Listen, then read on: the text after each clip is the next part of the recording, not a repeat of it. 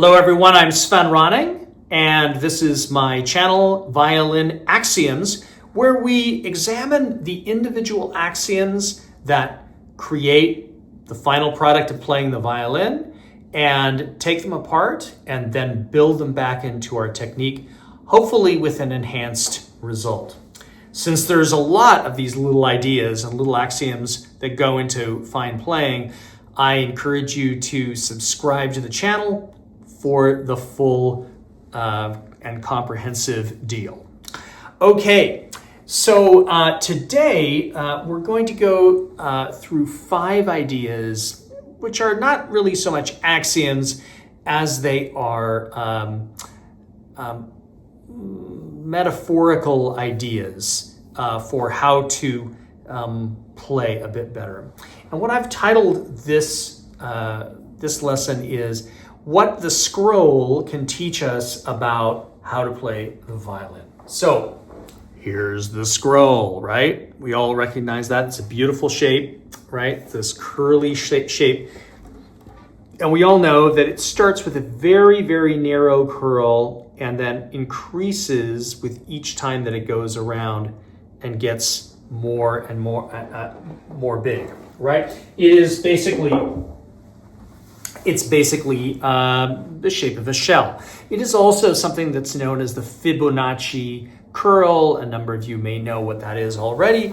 It follows a particular sequence where each point of the curl is the sum of the 2 previous numbers in the curl, which is to say, for example, a Fibonacci curl would be something like 0, 1, 1, 2, 3, 5, 8, 13, 21, 34, 55, 89, gets quite a bit bigger, quite a bit faster, right?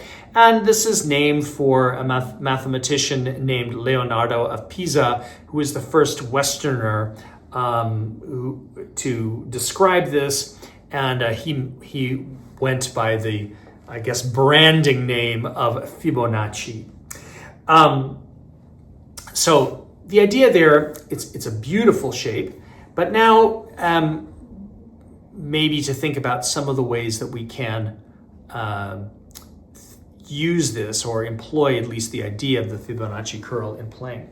One of them is that if your left hand is shaped properly, can you see that the shape of my left hand is kind of in a Fibonacci curl where the shape of the shell, one might say, is present in a very good setup. Similarly, in the bow, the curls are very narrow to begin with, and then they get broader as I go, all right? So if my hands are shaped like a scroll when I'm playing, I'm going to have the right blend of flexibility and strength that I need to play well. All right, okay.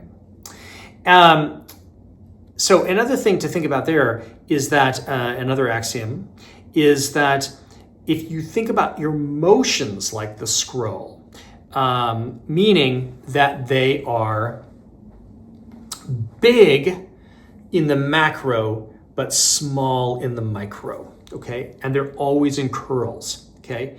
So,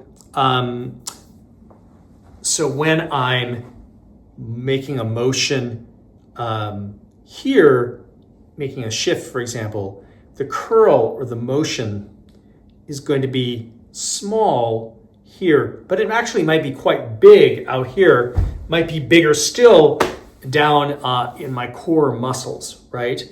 That I am moving in these curls, right? And trying to imitate the motion of the Fibonacci curl. All right, and as an idea here for the pulling of the bow, that I'm going to develop that from small to big, okay? And I'm going to combine two axioms here. Excuse me for a moment while I just say that this is the way that you're going to pull the sound and develop the tone. I'll get my instrument, you can see what I mean. That in the smallest motion, there's going to be a little bit of a curl right here in my fingers. That will be the grab. And then a much, much bigger curl. One might even say an expanding curl that's going to draw the tone all the way through. Right? So a tiny curl that branches off into a big one. Okay?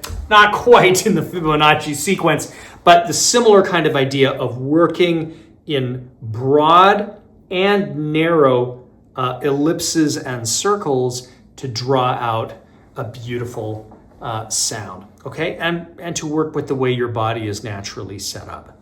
So that's a short lesson for today. 5 ideas from the scroll that we can use to kind of poetically apply to how we approach playing the violin, right? All right, that's it for me today. For more violin axioms, be sure to subscribe to the channel. I'll see you in the next one.